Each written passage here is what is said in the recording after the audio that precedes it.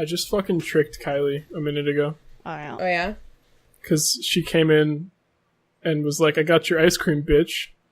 And I like just turned to her and looked really concerned and like frantically pointed at the microphone as if we were recording. What kind of ice cream did you get? Bitch.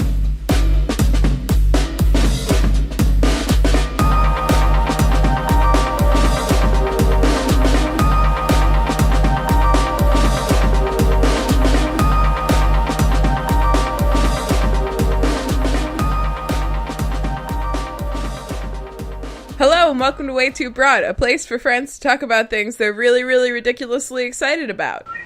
I'm Hannah, and these are my co-hosts, Erin and Ben. Hi, Erin. Hello, Hannah, and Hannah's Bob and Ben. Hi, Ben. Hello, Erin and Hannah's Bob.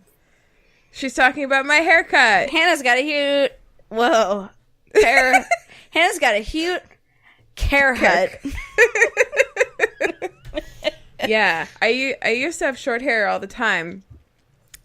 Here's a fun little story, okay? The first time that I ever went to get my hair cut short, I brought in a picture of a graduated bob, like a really short one. And this was like probably like early teens, I don't know. My early teens. Not the early teens. I'm very old. It was about 1913, I'd say. And bobs were all the rage. Or alternatively, it was like 5 years ago. So I brought it in, and whoever was doing my hair was like, you know what? That's really cute, but just so you know, like, it would require like shaving some of the hair on the back of your head. I don't know if that's like something you want to do, and like kind of made it sound like it was a bad idea, and so I just like didn't do it. And I got my hair cut like just kind of like near my little above my shoulders instead. And then recently I grew my hair out for a couple of years, and it sucked and I hated it. And over the last like year, I haven't gotten it cut, like trimmed regularly. So it was just like a horrible, like long dead end mess that didn't move or do anything. So when I finally was like ready to get a cut, which I did the day before my 30th birthday, I was just like, yeah, I was just like, you know what? I'm going to get a fucking graduated bob. So that's what I did. And they shave a little bit, and did this time it come with a disclaimer? No disclaimer. Yes, a little bit of shaving, but just trimming at the end. I actually wouldn't have minded if we'd gone a little shorter in the back and a little longer in the front. Undercuts are also very in. Not saying Yeah, it was they an are. undercut, but it could be very in, and that's also I don't mean like... to undercut you. and they're a little cheaper because they kind of undercut. I don't know. It's also a little queer, so that's kind of fun too. Kind of a little fun bony. Oh my god, I feel so much regret for saying that. Fun bonus. Fun bony. I am so sorry. That's a fun, like, little portmanteau of something. Fun bony. It's it's like that's what I would name my company that lets you drive the Zamboni. It's fun, yeah, fun that would be boning. good company. What's everybody drinking? Yeah, I'm drinking a beer. It's a local beer. I would say it's not Durham local, but it's like really close by. It's called Red Oak, and it's a really great beer. It's like kind of I don't know how I would describe it. Oaky. A lager maybe, and Red. But the fun thing about it, I love the taste of it. It's the fun thing about it is it's not shelf stable. It's you buy it and you keep it refrigerated, and you can't let it not be refrigerated. Wow. Yeah, I've never met a beer that way. Never met a beer that way. I will say though, I bought a big case fit 24 maybe pack of it just because it was available and on sale, and put it in my garage fridge, and then we went out of town for the weekend, and the fuse kind of blew in the garage that the garage fridge was touched. So it actually kind of spent the weekend unrefrigerated, but I mean, it was like refrigerated in the sense that it was inside a refrigerator, but like the refrigerator wasn't on. So I'm just going to go ahead and count that. So I just plugged the fridge back in and I'm drinking the beers. So cheers. Here's to life. Yeah. Here's to taking risks and reaping the rewards. Hey, Ben. Hey, Hannah. What are you drinking? Ripavici. Wait, iced water. Oh, iced. Iced water. Iced water. Isn't it weird that we call it iced water if it's water with ice in it, but iced tea is iced tea? Yeah, that is So weird. And other drinks become iced when they have ice in them, but water Yeah. is the only one that's not? Ice water. Oh. I'm going to start calling it iced water. Me too. Iced water. It's, Yeah, I'll have it's a- hard because you can hardly tell the difference between the two phrases, but I'm still Oh, I'll going to do take the it. time. Whatever What? time it takes for me to really enunciate that D, that's what she said. But I'll have an iced water and an iced tea. And shouldn't girl. Hey boy, go enunciate that D. Oh my god. Oh my god. Shouldn't it also be an iced cube? No, because it's a cube of ice. It is made out of ice. Let's not go crazy. Okay. Yeah, you know what? Ice is ice water. Ice is ice water. Yeah. Unless the water is implied in the ice.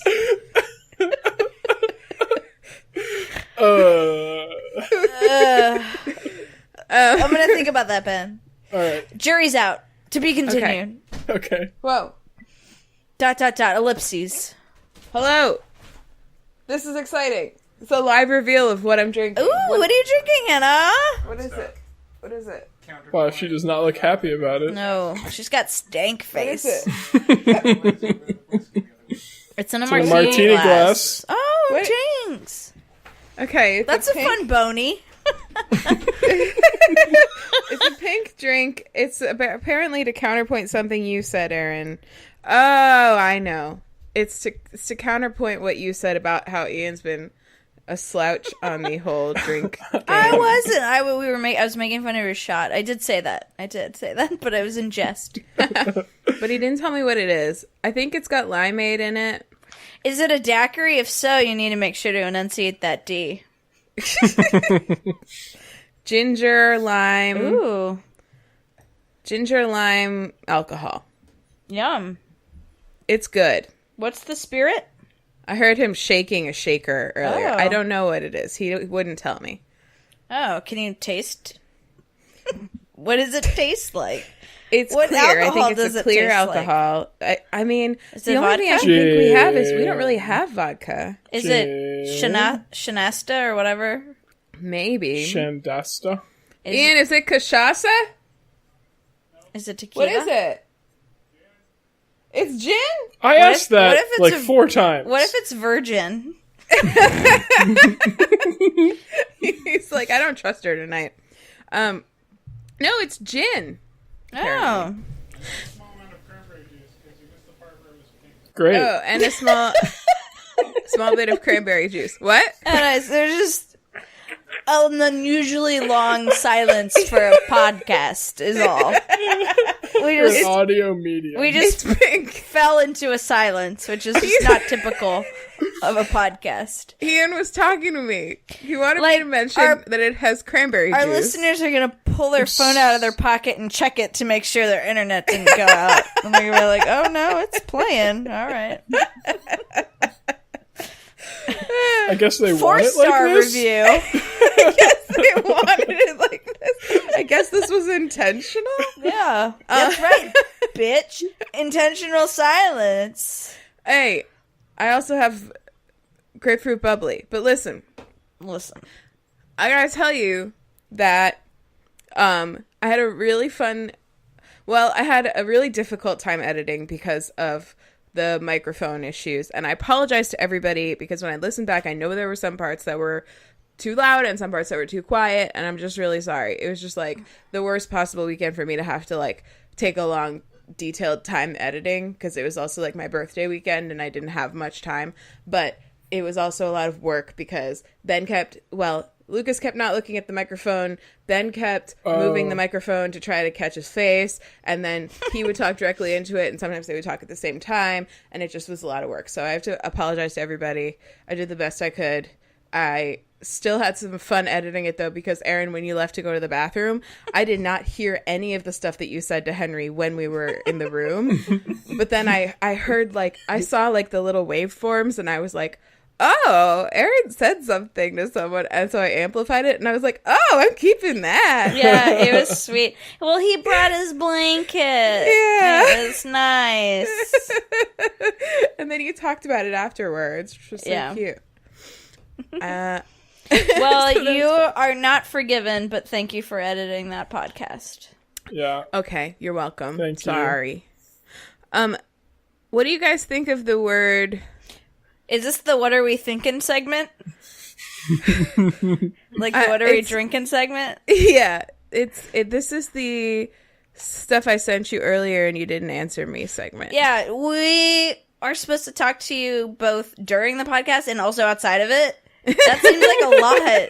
We already talked to you once a fucking week. Yeah, what do you want? And I saw you on Sunday. Oh, God. Yeah. I'm sorry, Ben. Did you guys celebrate your birthday? Yeah. Frickety Bert. Frickety Bert. I got her a headband and a necklace. Yeah. Wow. A lot of head decor. Yeah, like head and neck decor. Because that's a part of me he's most used to seeing, I think. Yeah. You know what I need now? He forgot that you had body below your shoulders. Right. What I need now, if anybody's like just thinking about buying me a present for whatever reason, is earrings. Because now that my hair is short, I feel like you can always see my earrings, and I love it. Yeah, they're looking great.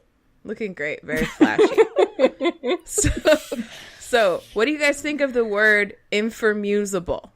What do you mean? What do we think about it? Are you saying, like, it is a word and you're asking what our thoughts are on the word? Or are you asking if we think it should be a word? What are you asking us? It's like a portmanteau.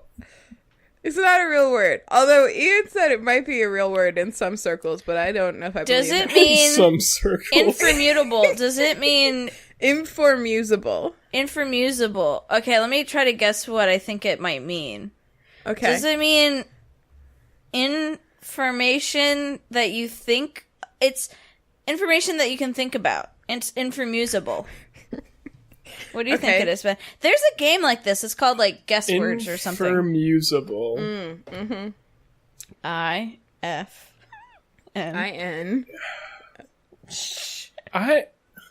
Is the inf part, like, about information? Informative? Don't ask questions, just gut. Yeah, informative and useful. And, like, usable. Wait, I forget how to say it again. Informusable. Yeah, I think that's what it is. Inframutable. But then, why wouldn't you say informusative? Or, hang on a second. What did I say? You informuseful. That sounds more awkward. I'm running myself in circles here. Why not just say informative, honestly? I'm hearing such a weird noise. Yeah. Because informative, I feel like, implies useful usually. Bavany. All right. Inframutable was something that someone said when I was at work today. Stop it! you must. And it was... Fuck God. You, Ben. Oh, it's so creepy. I hate it so much. I hate it so much. I'm I'm truly like alone on the second floor of my house, away from everyone, and I'm just not certain it's not haunted. And I'm so truly traumatized. And I was just listening to a creepy thing Okay, so inframusable was something that somebody said to you in a meeting? Yeah, well, it was like a training we were at, and the person was trying to sort of like, it was the facilitator. She was trying to like interpret what someone had just said, and she started to say information, and then she decided that she wanted to say usable instead. So the word that came out of her mouth was inframusable, and I loved it.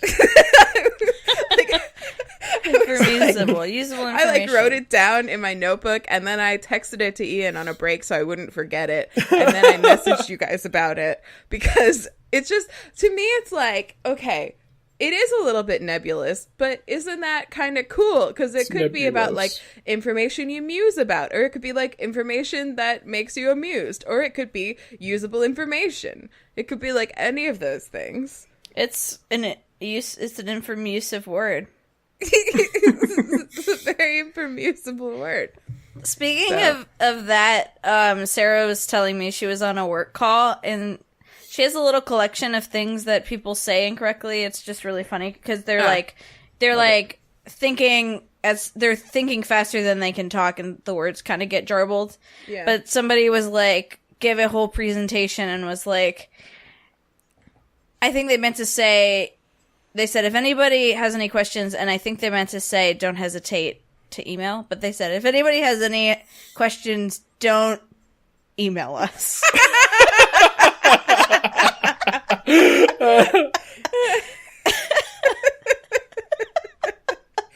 Maybe the phone cut out. That's No, it didn't. I just love that. If anyone, don't email us. Just think about them, and you'll figure it out. We've said as much as we're willing to say. We will not be taking questions. I'm on a phone call, so I cannot mic drop, but don't at me. Yeah, it's basically the business version of don't at me. Don't first name that last name at me. Right. Exactly. Do we have upfront stuff? Yeah. Oh, yeah? We went to the vet today with Kromo being. Oh, and it was great. Actually, he was so much more of a little scaredy cat than he was when we went the first time, when he was only like 3 months old. Oh, really? Yeah, he was a lot more like wriggly, and he was like a little scared of like our vet, which was surprising. But it was great because when we took him out of the carrier, like right away, the nurse we were talking to was like, oh my god, he's so shiny. Like right away, which is something we say all the time. And they like, both she and the vet mentioned how he's like slim and super healthy, and how he looks so handsome, and like his coat is nice and shiny and soft. Aww. And just like so many good things about how handsome and good he was. And then we were like, is he too skinny? Because we were a little worried about that, because he's a very skinny boy. And they were like, no, he's like the healthiest cat we've seen all day. Aww. And I was like, oh baby, you did such a good job being a healthy cat. What a good boy. So I'm just proud of our good boy. What a good Kromo. He's just under 10 pounds. He's almost grown 3 times. Like, holy he's shit. almost 3 times his weight since we went last year. Wow. Yeah, but he's a good boy. Shout in to Ben, shout out to Kylie for being such a good cat, mommy and daddy. Shout out to Kromo. Shout out to Kromo for being a good cat. For being a shiny boy. Will you play this part for him? Shiny. Yeah, I'll play it for him. Okay, thank you. Whenever I go to the vet, they don't say all that stuff, but they do always comment on how soft Jack is, which is the truth. He's very soft. We get Henry compliments for being shiny, and he's apparently like the perfect weight, and it's great because he self-feeds, like he eats his own food. We don't spoon feed it to him. No, we don't. We just keep his bowl full, and he'll just eat whenever he wants to. Kromo kind of, we give him wet food at like in the afternoon sometime, but he like doesn't eat it all at once, and he regulates himself really well, and he has dry food out all the time, and he like doesn't eat it all at once. He's like the only brown who can do that. Him and Yeah, for real. if I just had a bowl of food available all day, Yeah. oh my god. Just sitting on the floor. Ugh. That'd be a problem. I feel like I had stuff. I do feel like I had stuff. But I think the couple things I have could end up being obsessions, so I'm going to leave them. Cool. Yeah. So let's leap right in. Sleep. Erin, you're first. Sleep. Okay. I had a tough time this week. I've really been still obsessing about LP, just really getting into... Ooh, that's one thing I wanted to tell you. Oh, sweet, yeah. Watching a bunch of LP videos, and I've been listening to her music a lot, and she's awesome. She's so great. Mm-hmm. I've just been like... She's one of those artists that, like... I'll listen to her both albums first pass, and I was like, that's pretty good. And then I'll listen again and be like, that's pretty good. And then I've just been like getting really deep into it, just like enjoying them more and more and more the more I hear them, which is just like so great. And finding little things in each song that really keep me coming back, and just really enjoying listening to her music. So I've been listening to her music a lot, like most of what I've been listening to this week, since we last spoke. So that's been a thing for me. But I wanted to come talk to you today about the audiobook I've been listening to. So I now have a super long commute, and I've just been really into audiobooks. And I've been in the middle of one that I started out like really skeptical about. And it was a recommendation from a friend of mine, former coworker. And we were just talking about Audible books one day, and she was like, I loved this one. And so I mostly downloaded it and kind of kept with it based on that recommendation. I probably might have bailed otherwise. And it's starting to become really interesting and something I've been thinking about a lot and just excited to finish and get through. It's called Little Fires Everywhere. And it's by Celeste Ng. And that's, her last name is spelled Ng. And I was like, I wonder how you pronounce that. But her Twitter handle is @pronounced_ing. So I took that subtle hint and was able to apply it. I've never known how to pronounce that name. Yeah, I know.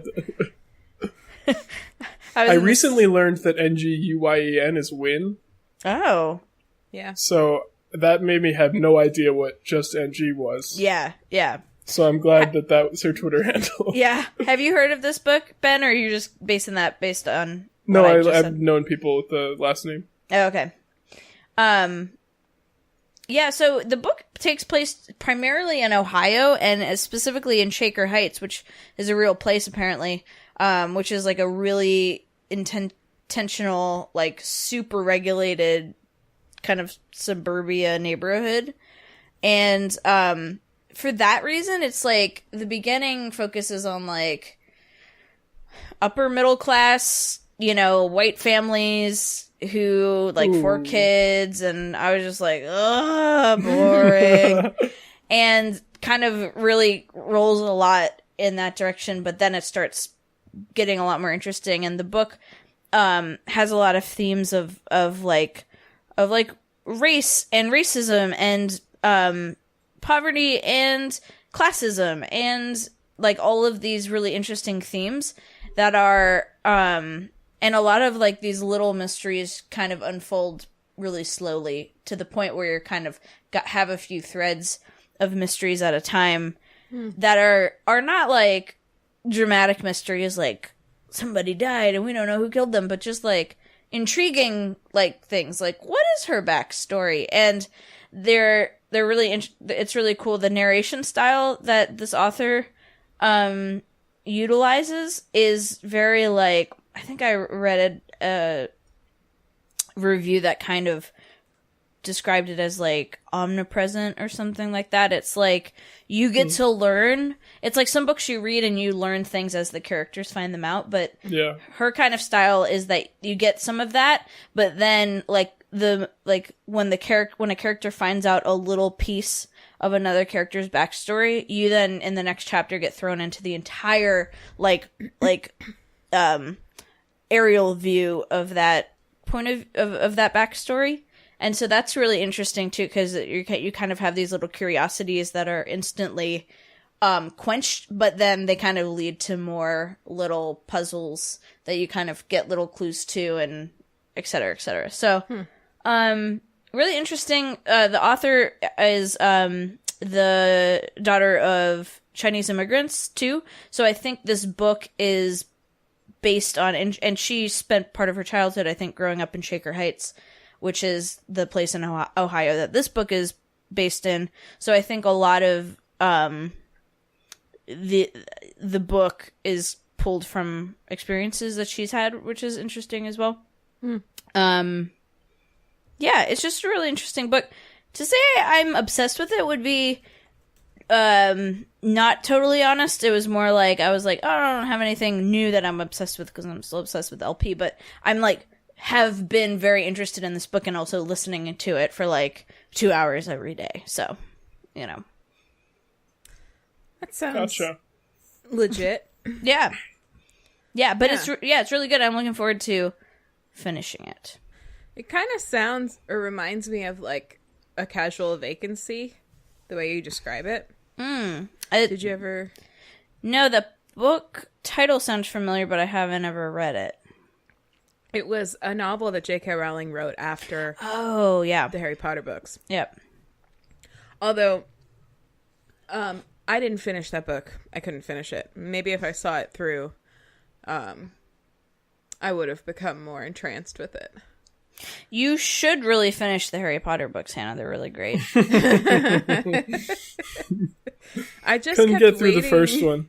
I kept waiting for the wizards to show up in this last installment. And they just didn't. And I was just like, meh. There was like a casual vacancy of wizarding in that book. But it was like a small town, and it was kind of about the sort of undercover dramas that go on in a small town, centering around like an open seat on the like town council or something like that. Yeah, that sounds totally boring. Dramatic. Yeah, it's these like little suburban dramas that I'm just like, okay, but it's got its moments, and I think I appreciate the I don't know, the subtlety in this book. I think it's good. It's interesting. It took me a while to get there, but I'm there. It's funny too. I'm reading, so that this is an audiobook, and I'm reading another book, which will probably be an obsession at some point. But there was a moment this weekend I was reading the book. So I'll listen to the audiobook during the week and then read my book on the weekend.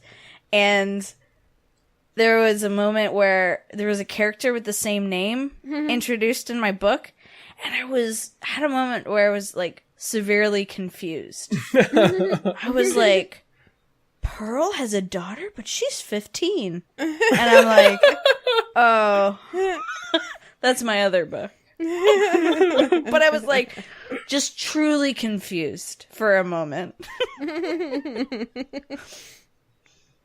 That's okay. Yeah. I don't know why I keep saying that today. You know, I think, if I'm being honest, I think it's just like, there's not enough gay stuff to hold my attention in this book, in this audiobook. It's holding my attention, but it would be like, I'd be much more enthused about it. That's just, you know, that I just can only ever be myself, you guys. That's just, that's just like, primarily what I'm interested in, okay? Not everybody can be gay. Unfortunately. Yeah. Well, we could have a little more quality gay fiction, I think. Yeah. Yeah. My other book, my weekend read is a queer book, which is really it's very good. I've been listening to an audiobook. I've been listening. Watermelon. What is it? It's called Bad Blood. Bad baby, now blood. we got bad blood. No, but it's so good. It's about... That sounds familiar. It's... That song, Ben. No, that book sounds familiar. Ben, did you write that? Yeah. Wow. It's not a novel. It's a true story about a... You're not a novel. Fuck you, yes I am.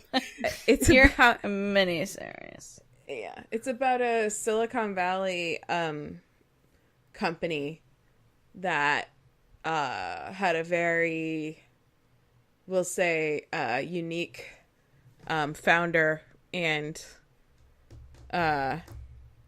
sort of arc. I don't want to give too much away, but it was written by like a journalist, and he interviewed like a ton of people who worked there at various times and who knew people that worked there and family of the founder and stuff. And it's fascinating because it's just like a massive...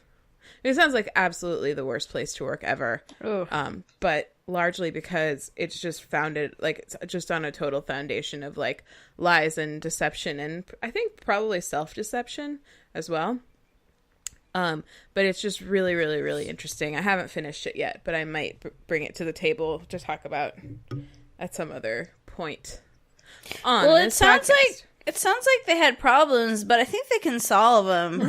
They made a really deep cut, but now they have bad blood. Yeah. Hey.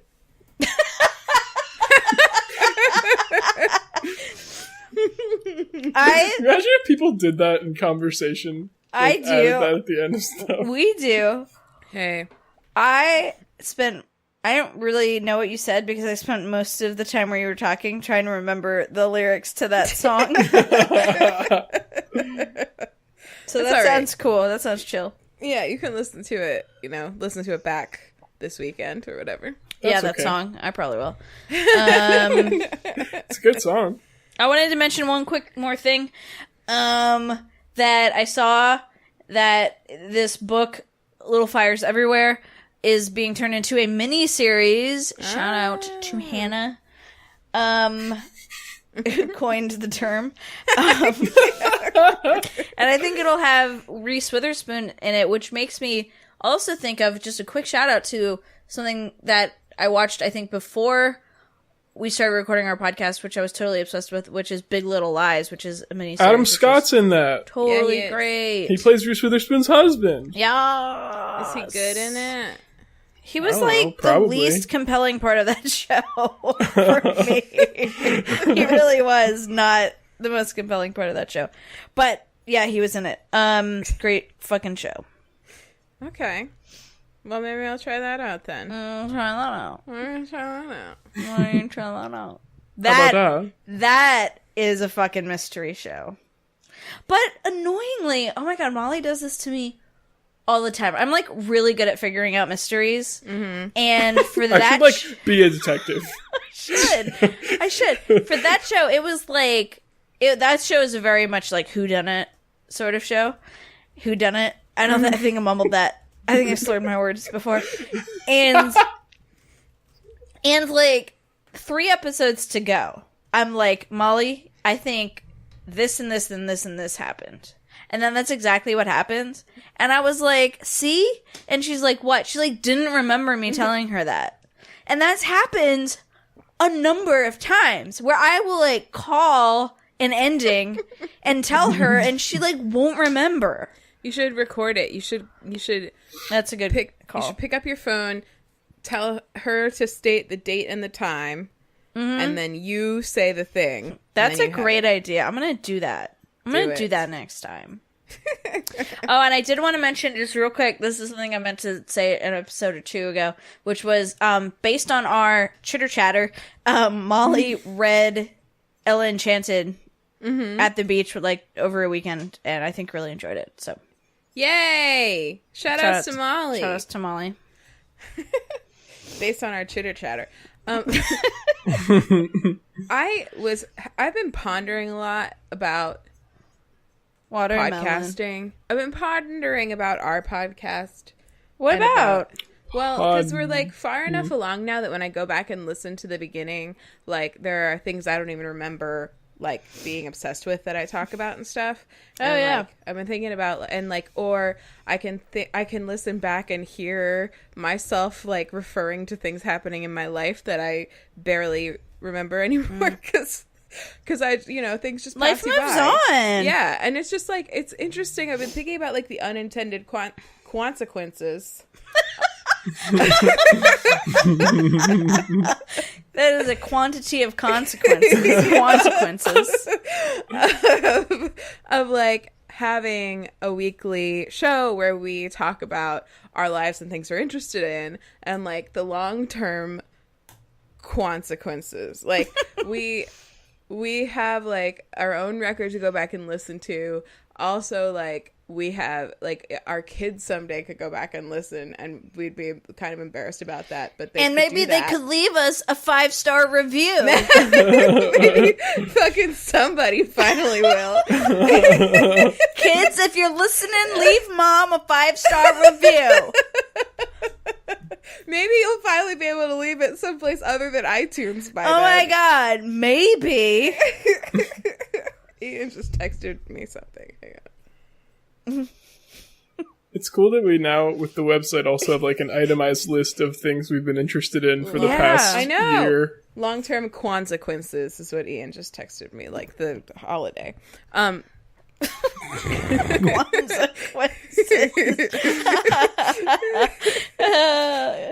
But yeah, no. And then also I was thinking about how I was thinking earlier this week, but I didn't get a chance to do it, that I'm probably going to try to compile a list of like, because I'm always trying to explain to people the types of things that we talk about. And so like, I'm thinking that I might like just start counting up like this. We've talked about this many podcasts. We've talked about this many like books. We've talked about this many religions, like just like see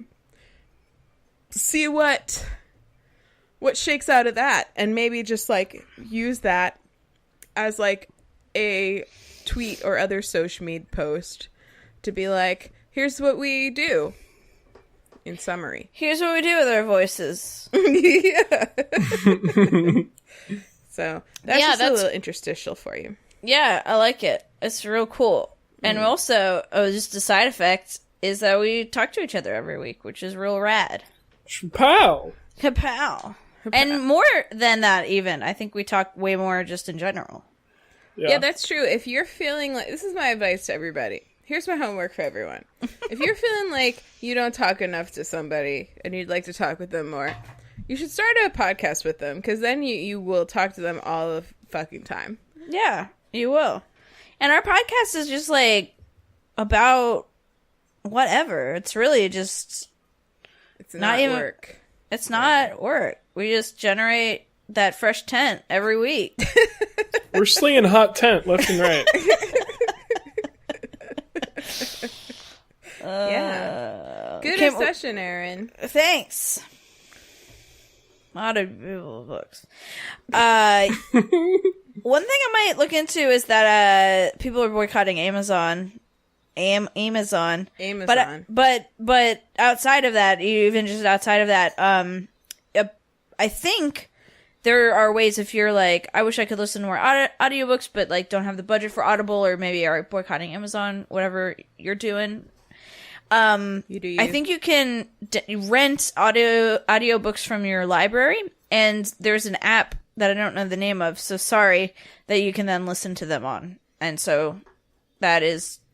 You're already paying for that with your tax dollars, so I think that's an option. So anyway, just throwing that out there in the world. And libraries are better than Amazon. Yeah. Yes. Libraries are good. Libraries. I didn't say that. I said it. Oh, okay.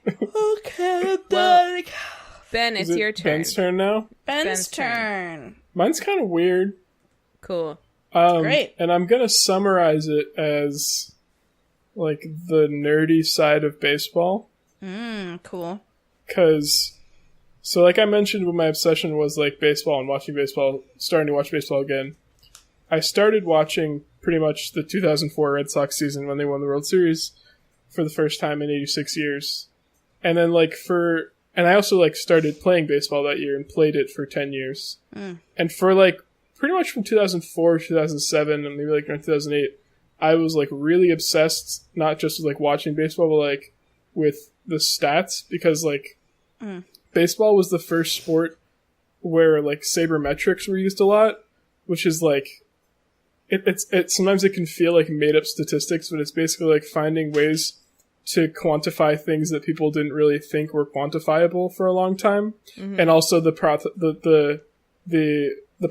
of relying on those statistics to make a lot of like management decisions for a team. Oh yeah, this is like Moneyball shit. Yeah, that's Moneyball is what started it. Or, well, I'm sorry, not the movie. Moneyball is the story of Brad one of the Pitt first started this movement. Yeah. His character Billy Bean was one of the first general managers to do this, and it's really interesting because like he is a prime example. Billy Bean himself is a prime example of like someone who like was a top prospect as during like the MLB draft, but then his career was kind of lackluster and didn't really perform that well. And like if you go back and look at his numbers, like his like go through his statistics from like his college play, like you could kind of tell he wouldn't be that good.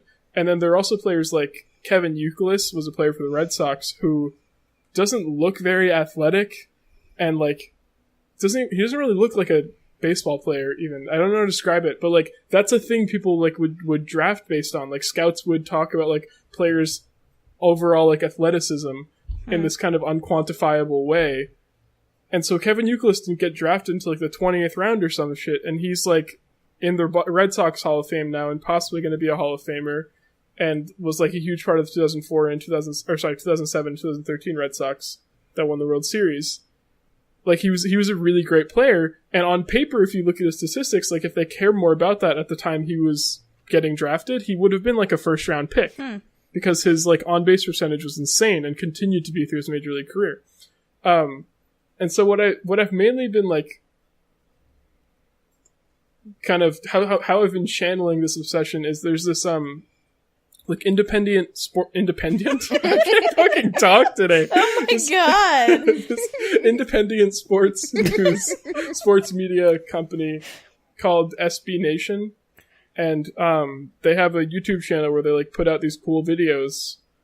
They have like several different series. One of them's called like Dorktown.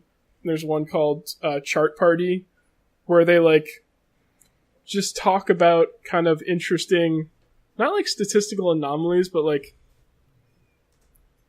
they either like talk about players who were like really, really good, and it's like everyone knew that they were good kind of in the classical sense just by like watching them play, but then like if you quantify it to some extent, like actually like, their statistics compared to other players, that's like even more impressive how like amazingly influential they were on the game. And one of the examples like Ricky Henderson, who has the record for most stolen bases in his career, and they did this they showed this really interesting chart. I highly recommend this video to anyone. No, just people who don't care about baseball, because it's like really fascinating how like if you look at like the record for like most hits, most home runs, most RBIs by a single player, we've kind of like reached the peak. Like there are a lot of unbreakable records now in baseball just because so many people have played it, and because careers are shorter and shorter nowadays, because like, well actually that's not quite true, but like people play fewer days. Like there are more scheduled days off in a season, and people used to play like 25 years every single game. Like it's just not, there are some things that just kind of aren't going to be broken. And you can kind of see all of these records level off over time and have like slight increases. But then if you look at the record for stolen bases, it's like, it's insane. It doesn't plateau. It's just like during Ricky Henderson's career, it fucking skyrockets upwards. Wow. From this single dude. And it's so cool to look at. Like, and they do a bunch of things like that. And they talk like all about how they like show his some of his single season stats at like different points in the season, and how like if he had stopped, like there was one season where by the middle of June, he had like 57 stolen bases and someone else had like, and then the next second was like 20 something. If he had never stolen a base for the rest of the season, which like that's the first 3 months of the season in baseball, he would have still had the major league record for most stolen bases. Jeez.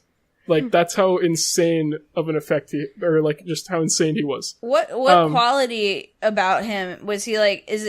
Is he like a fast sprinter, like a particularly fast sprinter, or is he just like a good judge of like when he could get away with it? I think it's both. He also was like incredibly aggressive. So that was another statistic they ran through was like how many times he had the opportunity to steal. Like there was a base open in front of him and how many times he actually did steal, like attempt to steal. And it's like a higher percentage than anyone else. He was so threatening on the base path because like he would just run so often. And he was also one of the first people to use the head first slide, which I don't know if that's like, but it can allow you to like avoid tags easier, even though I think sometimes it's like technically slower to the base, but you can like dodge out of the way of tags. And yeah, he just was an amazing base runner, like got really good jumps on a ton of pitchers and just the kind of a combination of all of it, I think. Interesting. They also have videos on like some interesting historical things, like about how the first stolen base happened because of a loophole in the rulebook that didn't say it wasn't allowed. So like one guy stole second when a pitcher threw a pitch, and he was like, "There's nothing in the rulebook that says that I can't run to a base even when my teammate hasn't hit the ball yet. I can still run." And like the umpire, when it happened, was like, "Wait, go back to first. You can't do that." And he was like, "Nope, you can't. Like I can do this. You can't tell me not to do this." And they like checked the rules, and he was like, "Wow, okay, I guess he can do that." Wow. And like that's how stealing bases started. That's cool because that's it's like such a core part of the game, right? Yeah.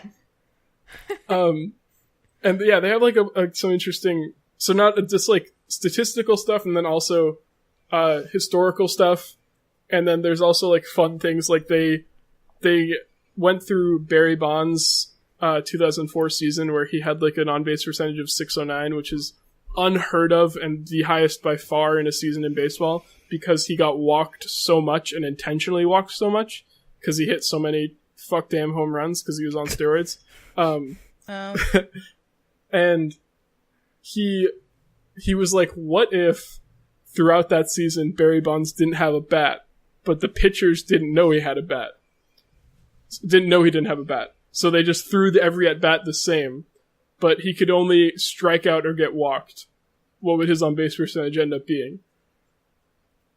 And it's like this, and he was so meticulous with it. He found this website where it has like data on every single pitch of every at bat of like every season of baseball. It's since like the 50s or something. It's insane. And like simulated them all using like the percentage of time that strikes were thrown to Barry Bonds, the percentage of times that he swung and it actually was in the strike zone to like turn pitches that he swung at into either a strike or a ball, resulting in a strikeout and a walk. And it was just like real fascinating thought experiment, and ended up that he had, instead of a 609 on base percentage, he had a 608 on base percentage. Can you explain what that means?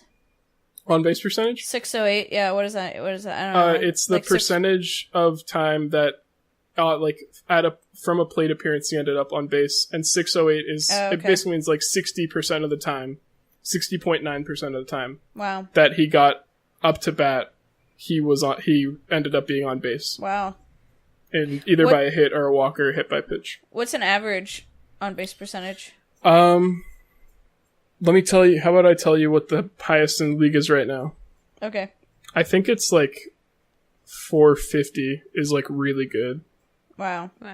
Yeah, so it's the highest right now is Mookie Betts of the Red Sox, and he has humble brag 437. Wow. Oh no, it's actually Mike Trout 458, but still Mike Trout of the Red Sox. No, of the Angels. Oh, haha. But yeah, that's like really good too. That's like super humble good. Trout. Barry Bonds is like, that's why it's like it is. Yeah, that's why it's like insanely high. That's one of his unbeatable records, is not only he just the most home runs hit, but he also has the most walks by far. Does he not and it's get another those, kind of unbeatable record. Does he not get those records, like, expunged because he's, like, fucking cheating? So, interestingly, he's not in the Hall of Fame because of it. And actually,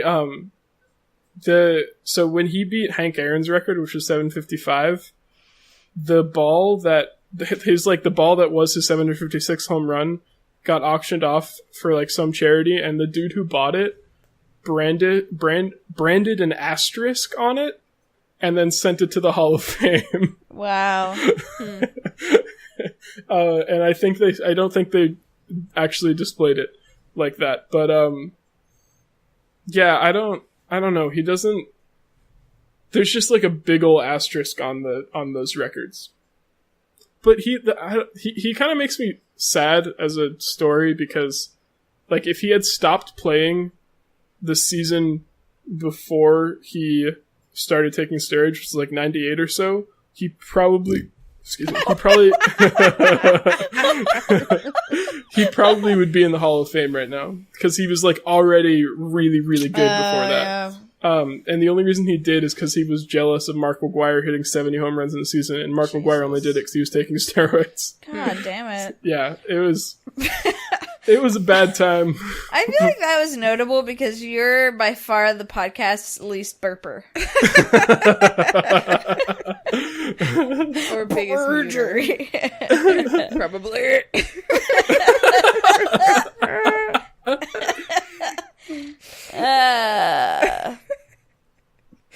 Ben, you're a big baseball nerd. Did you know that?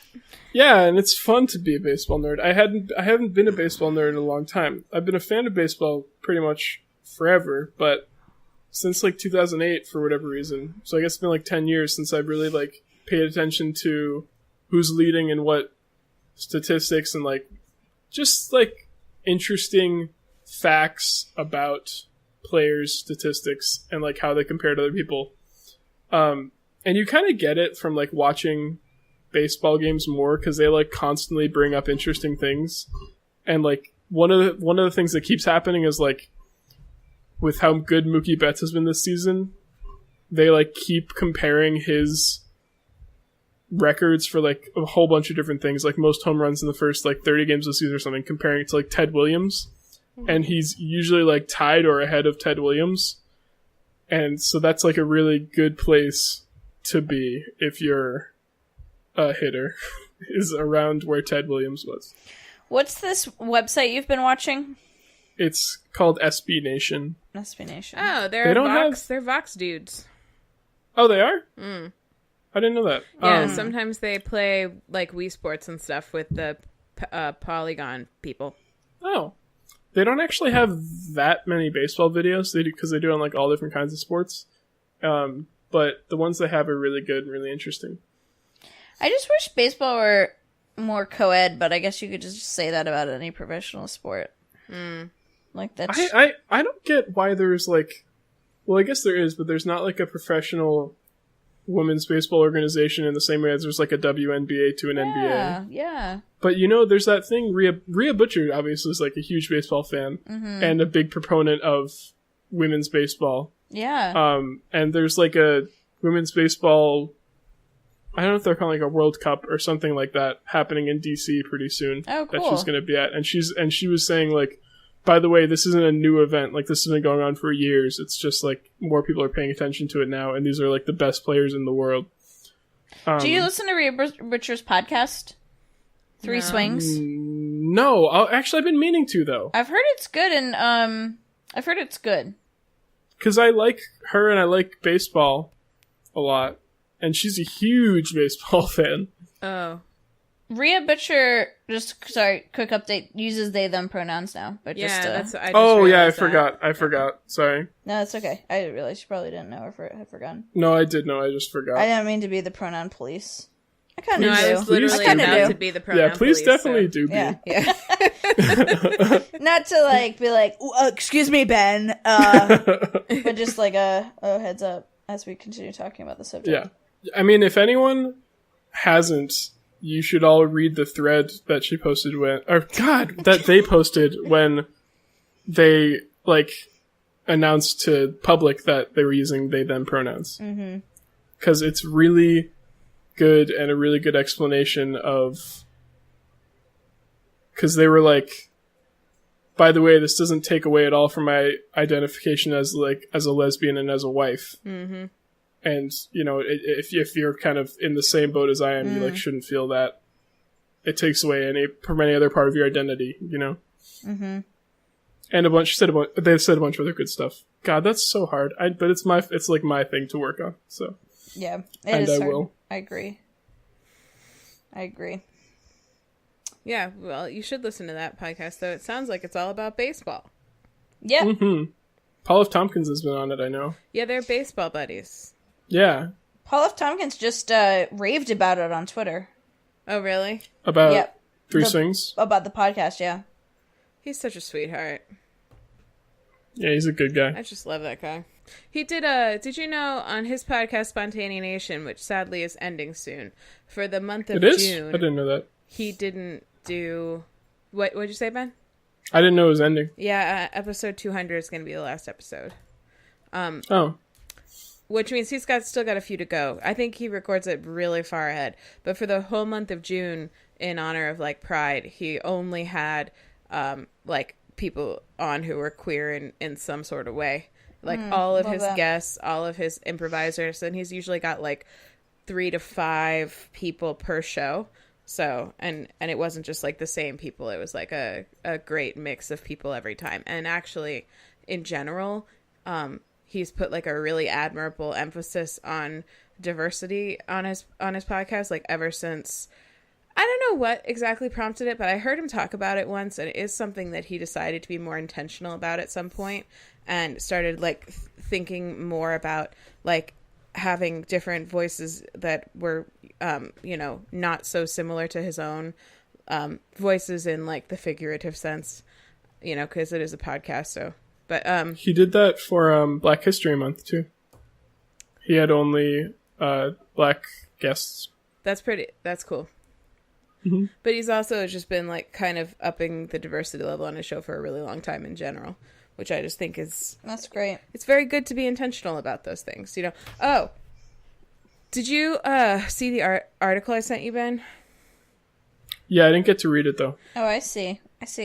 Speaking of being intentional... I was confused why you didn't just link it in the Slack, because it was literally just a link. Is it an article about sending an article to one of your co-hosts and not the other? It's an article about how Erin sucks. Well, which one? Yeah.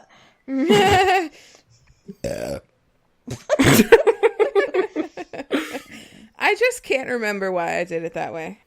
Because you sent me a message to tell me you sent me an email with just there's actually the subject is good points in all caps, and then the body is just a link. Here's the thing, too. You sent him a Slack notification to tell him that you sent him an email in our shared Slack channel. So I knew that you had sent him an email, but I couldn't be like, what email? Because I didn't get it. So I obviously assumed it was about me and then stopped caring. I remember why. I didn't send it on the Slack because I was looking at it on the TV, which is a computer hooked up to a TV. The TV. The TV, which is a computer hooked up to a TV. And so I was like... The TV, which is a computer hooked up to a TV, which is a computer hooked up to a TV, which is a computer hooked up to a TV. You see how this isn't making any sense. This is recursive. Your explanation of what a TV is recursive. So I was logged into my Google, but I wasn't logged into Slack, so I could only email it. So that's what happened. Oh, okay. You could only email it to only it. my only option. There was actually a baseball related thing that I wanted to mention. Oh shit! I was going to talk about upfront things, and I was looking at Three Swings on Spotify, and the title of the first episode reminded me of this. Have you guys heard about Josh Hader? No. He's a pitcher for the Brewers, and he, during the All-Star game, and I believe he was on the All-Star team, during the All-Star game, someone like went through his Twitter from like 6 or 7 years ago and found just a whole bunch of awful tweets where he like used the N-word and is extremely homophobic. Like one literally just said, "I hate gay people." Wow. And like gay people make me super uncomfortable. And it's like, it's been fucking, they're awful. He's had like no punishment for this. God. At all. I mean, they were like 6 or 7 years ago, so I don't really know how I don't know. I guess like, I think he shouldn't be playing at base. Shouldn't be allowed to play in the major leagues maybe. I don't know. Maybe not.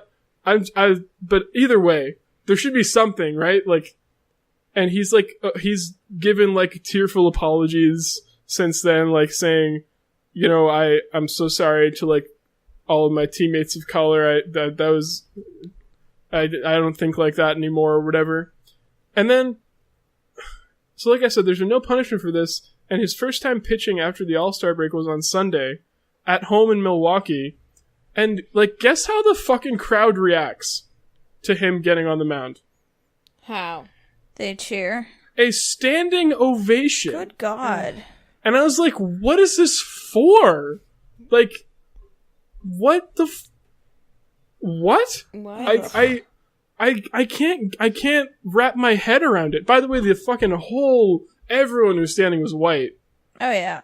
By the way, like, it baffles me. It's baffling.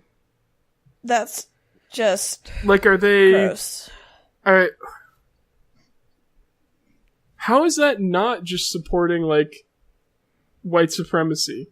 It is overtly right? Okay, supporting. Yeah. Right? Okay, good. Yeah. I'm like, I couldn't believe it. And then like, after that happened, that was like the story, was that he got a standing ovation from his home crowd. It was no longer like, he tweeted about how he hates gay people and calling people the N-word all the time. That's disgusting. Yeah, it's awful.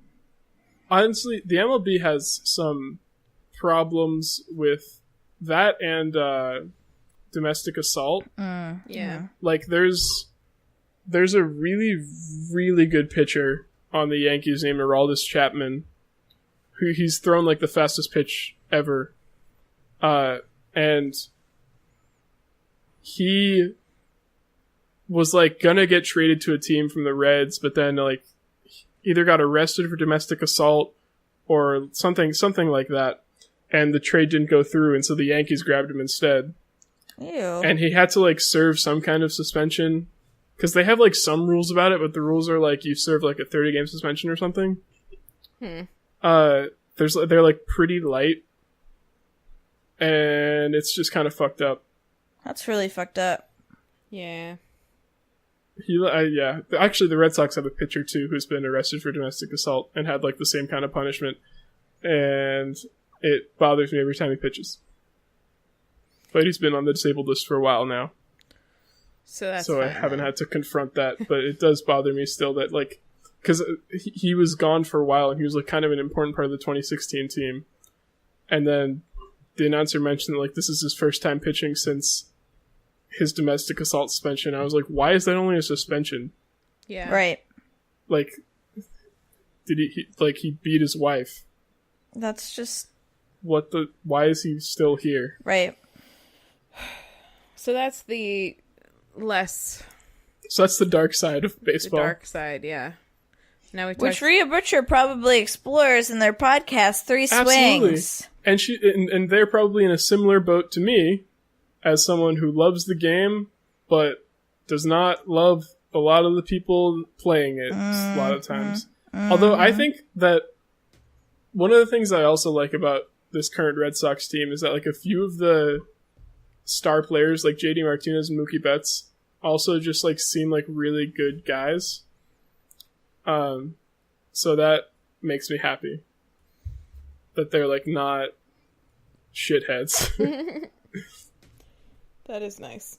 I love a not shithead. Yeah, that's my standard now. Yeah, that's my baseline, actually. I probably actually don't love. I'm probably just like at a tolerate at that point and then expect you to go farther. Yeah. To earn my love. To make you feel my love. Well, that's a great segment, Ben. I'll be interested to watch some cool baseball statistics videos and maybe rewatch Moneyball. But that's not what you mentioned at all. That's what I mentioned. Moneyball's a good movie, though. It's a good movie. It is a good movie. Cool. Great seg. Thanks. Great seg, Ben. Now it's my seg. Take it. Great segment, Hannah. What? In advance. I was like, did I miss it? I think What's your obsession? I think I decided that what it is. I think I decided that what it is. I think I decided that what I'd like it to be is that the Adventure Zone is the Adventure Zone graphic novel. Oh, cool. And the reason that that one tipped the scales as my obsession is that today it hit number 1 on the. I have to check what bestsellers we're talking about here. The Adventure Zone, the Adventure Zone.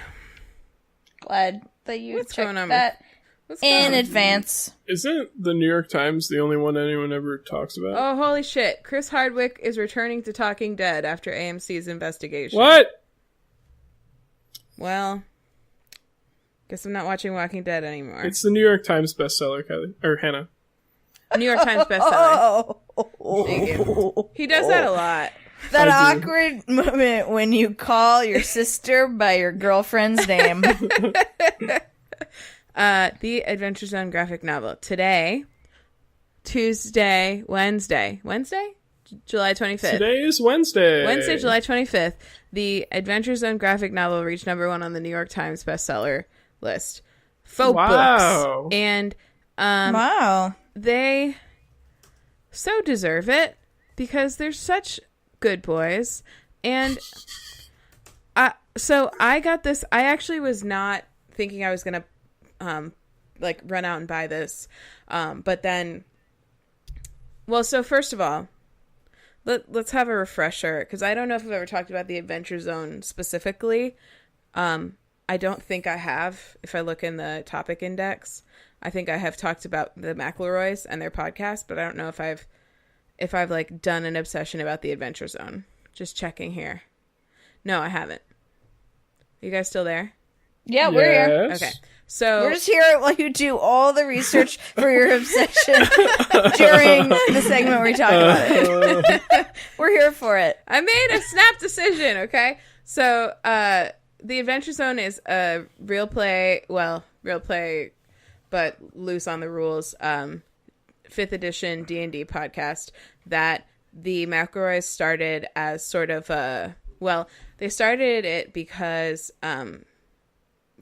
Justin, the oldest McElroy brother, was having his wife was having a baby, and they knew he was going to have to go on paternity leave, so they had to record some bonus episodes. So for one of those, they decided to record them playing D&D, and they played like the intro packet, I don't know, one of the like intro module things that you can play of D&D that's kind of like pre-written, but then Griffin kind of injected some of his own stuff in it, and they injected some of their own like playful spirit or whatever, but it was never intended to be like its own podcast when they started it. And they also involved their dad, who at the time was an early morning like radio host on a country radio channel in the station in the town that they grew up in. So it had like really unassuming beginnings. The podcast, my brother and me was pretty popular, but they really just thought that this would be a one-off. But there was such a great response to it when they put up the episodes that they decided to like continue doing it as its own bi-weekly podcast. And from there, it really like ballooned into something that Griffin describes as like his favorite creative like venture that he's ever done. So Griffin, who's the youngest brother, was is the dungeon master for the group. So he like crafted kind of the story and plays all that. I mean, we all know how D&D works. So he like I don't know how true that is. Well, I think the basics. There are the players. Pause now and research this, and then play. Suffice it to say, the players all play one character, but the DM plays every other character. Well, the players all play one character respectively. They don't all precise, Hannah. They don't all pool in to play one character. They play one character each. That'd be an interesting one. I think there are actually games like that, like role-playing games like that, where you're like all like vying for control of the same character, but this is not one of them.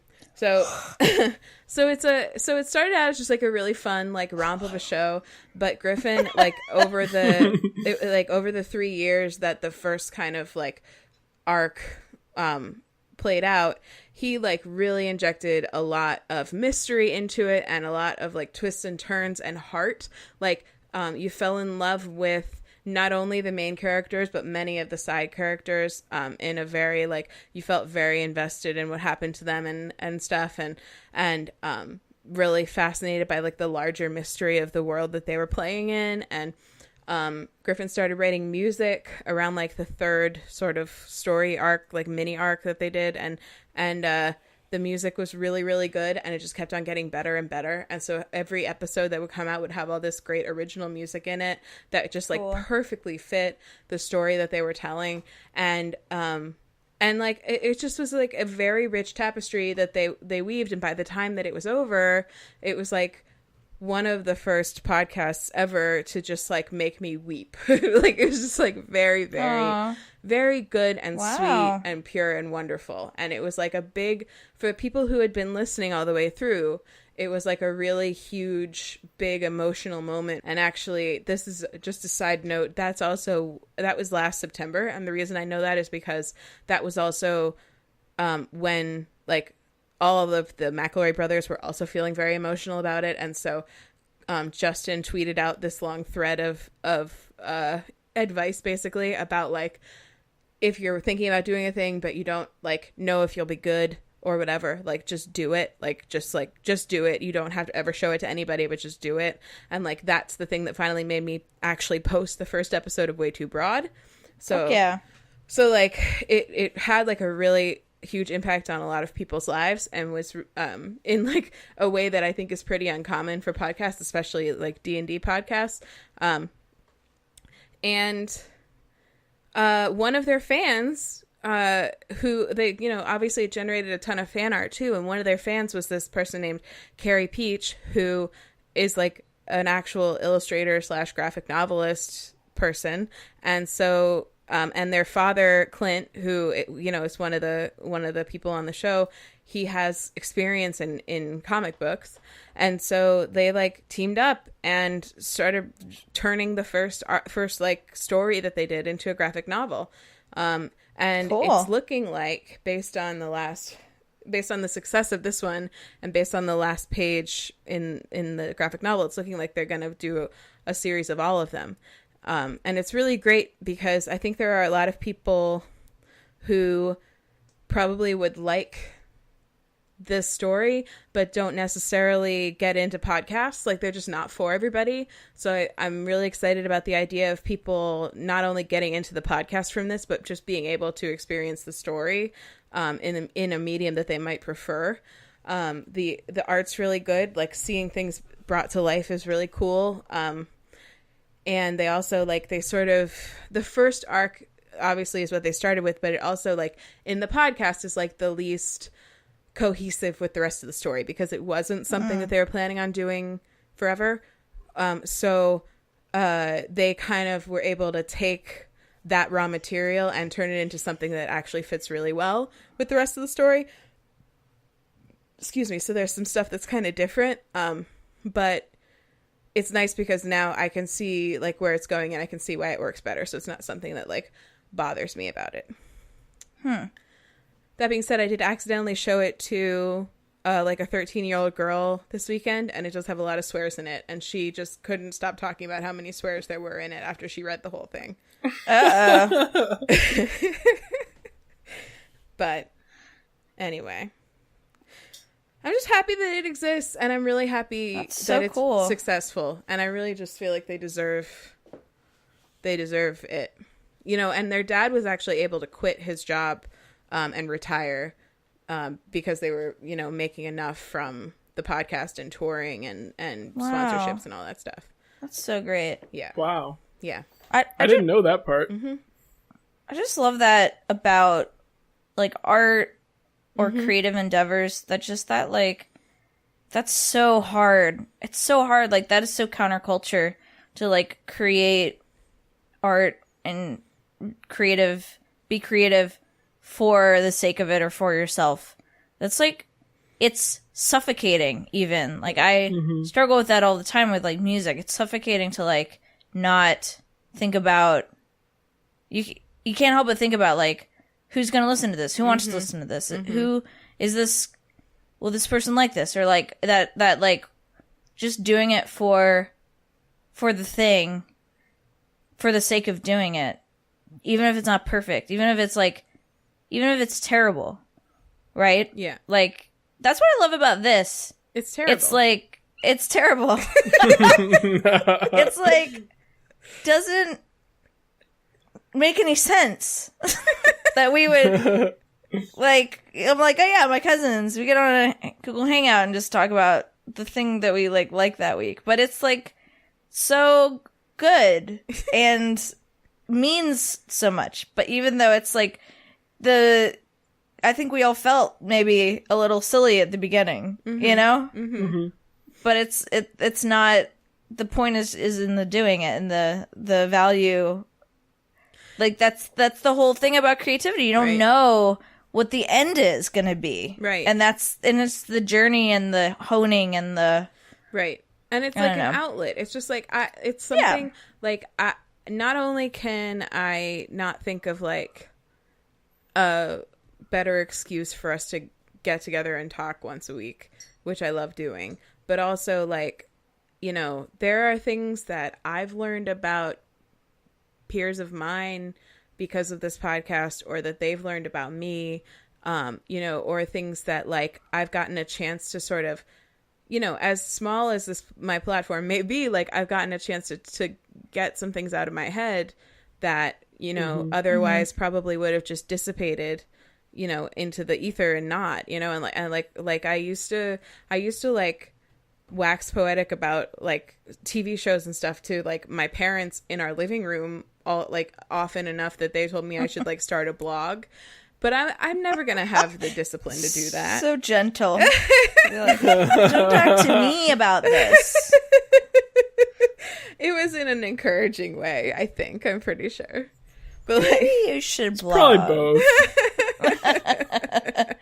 We really would rather you blog about this. We'll read your blog. How about that? But yeah, no, it's true. And like whatever you're making, like the release is in the doing, and then the kind of excitement is sort of in the putting it out there, and not all, and the excitement and the fear is kind of in putting it out there and just not knowing what'll happen with it. Right. But if you don't do the doing and you don't do the putting it out there, then nothing ever will happen with it. Nothing will ever happen. And it's like, you know, that's, we keep saying every once in a while, I think Ben and I are on the same page about this, and probably you too, Hannah, but it's like, you know, it's not like, we're almost at what, like 3,000 downloads or whatever. Yep. Which I was thinking about the other day, like kind of with surprise, I was kind of calculating of like how many people that means listens to it every week. Which I'm just like, because I still don't think about anybody but the three of us when we're recording this. It's like I don't do this for anybody else. You know, it's like that. You know, I hadn't thought about that really either, but that's actually a good number, isn't it? It's not bad. I mean, for a first year, it's not bad. You know, like... Yeah. Like, this is the 46th, right? Yeah. So, at last episode, we have already 30 downloads on. So, like, you know, it's about that rate or more. for every that's like the lowest of any of them because it just I hadn't even considered that. Right. Erin. Yeah, exactly. Because I'm still surprised. Like, I'm just like, well, it's not for someone else. But I also, when I was thinking about that too, why do people listen? I thought how much funnier it would be to say that we record this like instead of being like, oh yeah, we make a weekly podcast, to say we make a podcast about 4 times a month. Like, doesn't that sound like way lamer? But it's like exactly the same. I'm gonna do that with things that are weekly, just in general. I'm gonna start doing that 4 times a month. Roughly, give or take. Yeah. What else could you do that with? We have taco night about 4 times a month. I get paid 4 times a month. Do you? That's lucky. Yeah. Wow. Do you know how many times I get paid a month? Oh no, Once. do you get paid once? Yeah. That's I actually fucking get paid twice a month. sucks. I get paid twice. Yeah. I get paid about double what Hannah gets paid, like a month, times a month. I get paid twice as much as Hannah in Like, terms of often. frequency. Like,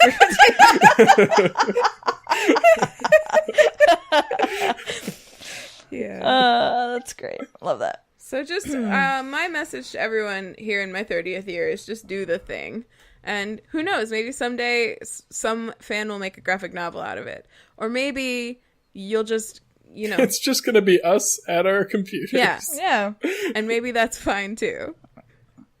But if I was wondering too if we ever like strike it big and somehow like Lin-Manuel Miranda tweets about our podcast or Barack Hussein Obama or someone, and we Is that what we DM him about?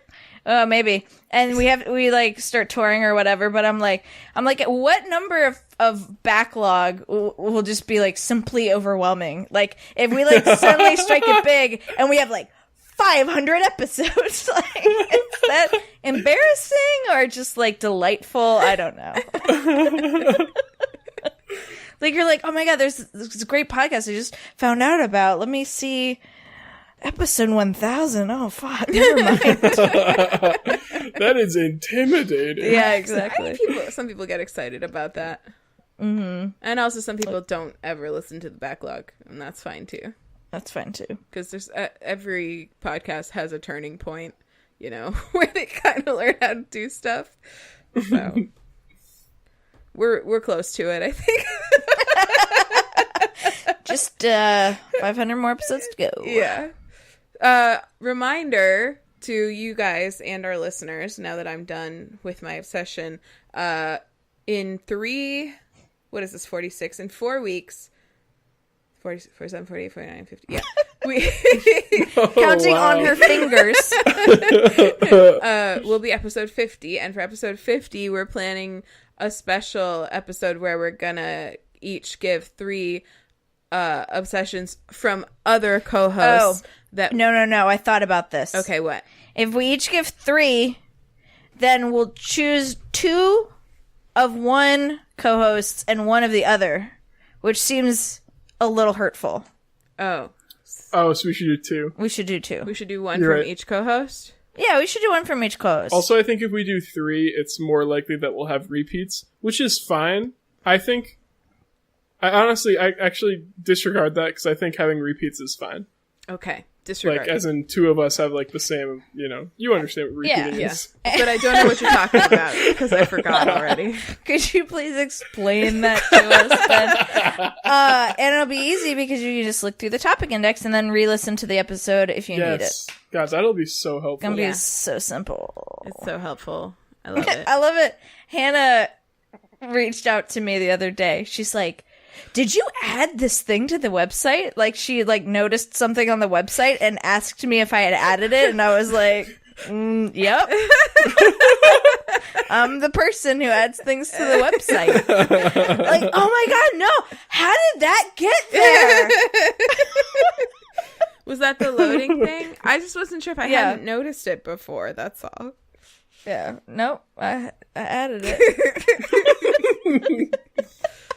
Cool. Well, I'm glad there's an explanation for that. but Yeah. website's looking slick. Website ghost. In fact, Thank you. let's do homework now so I can tell everybody about all the new website stuff. WayTooBroad.com. WayTooBroad.com. Ben. No. Hey, Erin. Heron. It's Heron time. Erin. Hello. My homework is to... Hello. Hello. My homework Wait, is to... what's your name? Hello, my name is Heron. My homework is to read Little Fires Everywhere by Celeste Ng. And you can read it. You can audiobook it. The Audionator isn't my super duper favorite, but it's great. She's I feel like she was like choked up at this one point. I could like hear it in her voice. Anyway. Oh. That's not why she's not my favorite. I thought that was really endearing. Anyway. Boy, I went blank here. Twitter. My Twitter is at Erin Byrne. I review lesbian movies at LesbianMovieReviews on Instagram. And I think that's all. WayTooBroad.com. Cool. WayTooBroad.com. Ben. My turn. Yeah. My homework is to check out SBNation on YouTube. Specifically the videos about Ricky Henderson, Barry Bonds, and the first stolen base are really interesting. Also, they have a video about the history of like mascots, and it's surprisingly fucked up how the history of mascots is really bad. And can you just send the links to those videos so I can... Yes. Thank you.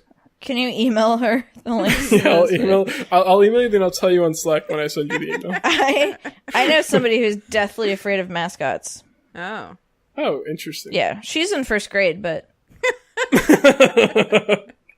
She's afraid of a lot of things. No, she's really... It's been a lifelong...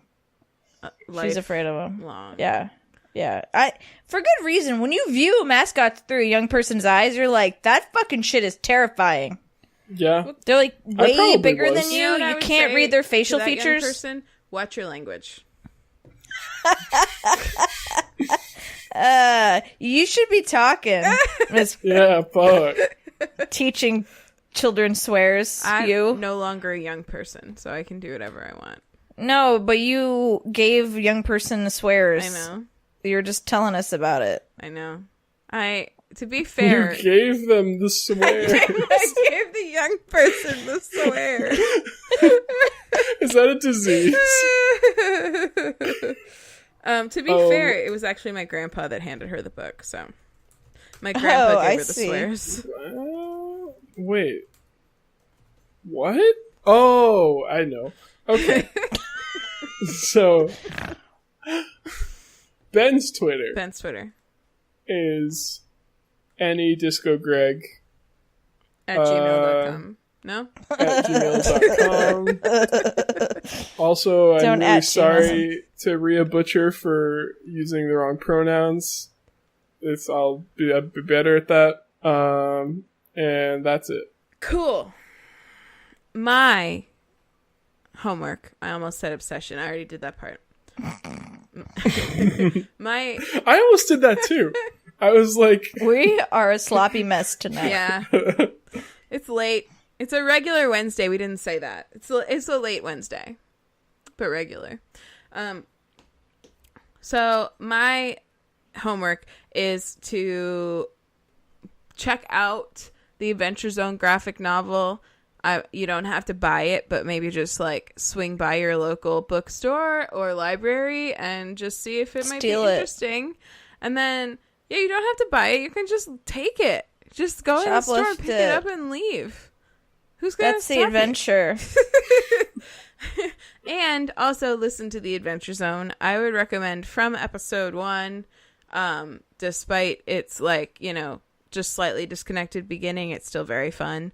But if you want to kind of get a sense of what their like sort of finished form feels like before you jump in at episode 1, I would listen to the Crystal Kingdom arc or an episode or two from that if you're not too worried about spoilers. It's kind of hard to gather too much from, one episode, I think, of the big arc, so I wouldn't worry too much about it.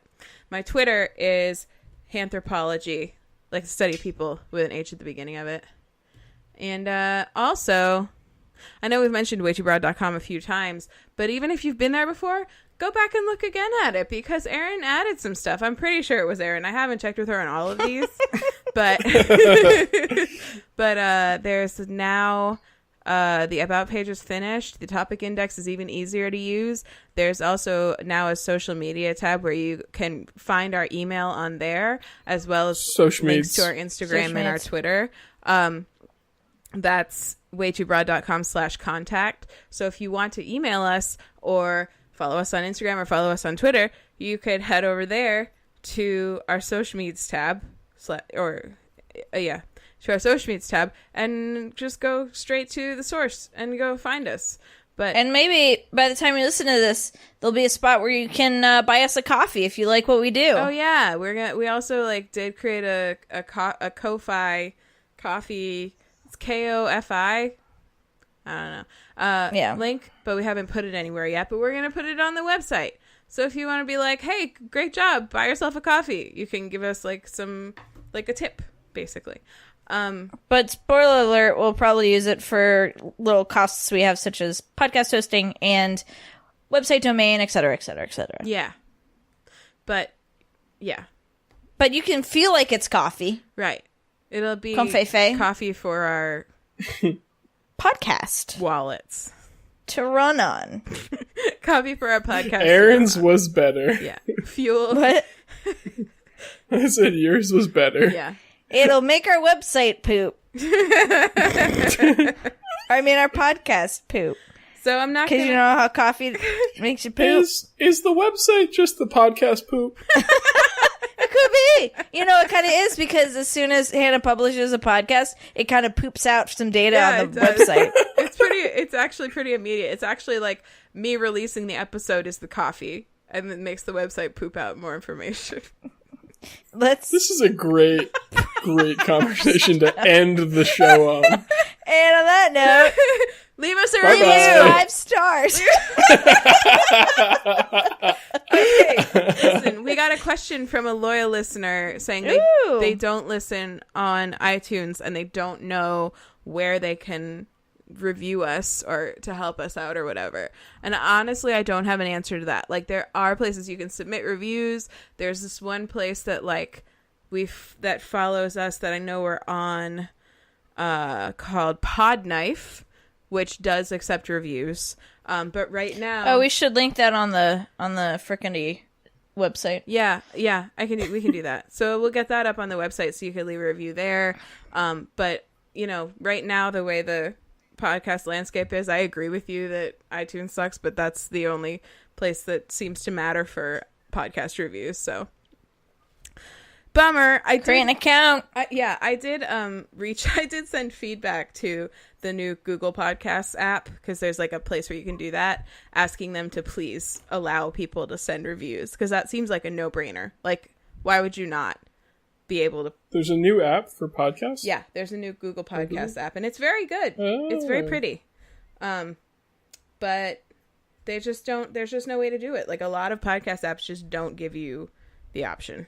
So we'll link you to the Podknife. Stoop dumb. Yeah. I'm a Podknife. I've not done that before, but I can't not think about it. It's a pat of butter. All right. So then that's it. I didn't say the social media, but I said where you can find the information about it. So look it up yourself. Look it up your dang selves. Okay, you're self-sufficient, intelligent, sassy men, women, and non-binary people. And we love you. Sassy, classy, Kool-Aid with the kale. Yes. And the podcast candle's now extinguished. Wow, that was the hastiest ending. Do you have to poop? No, I do. You don't. just have coffee. No, I don't. Okay, sure. Bye. Bye, everyone. Wow. Love you. Yeah.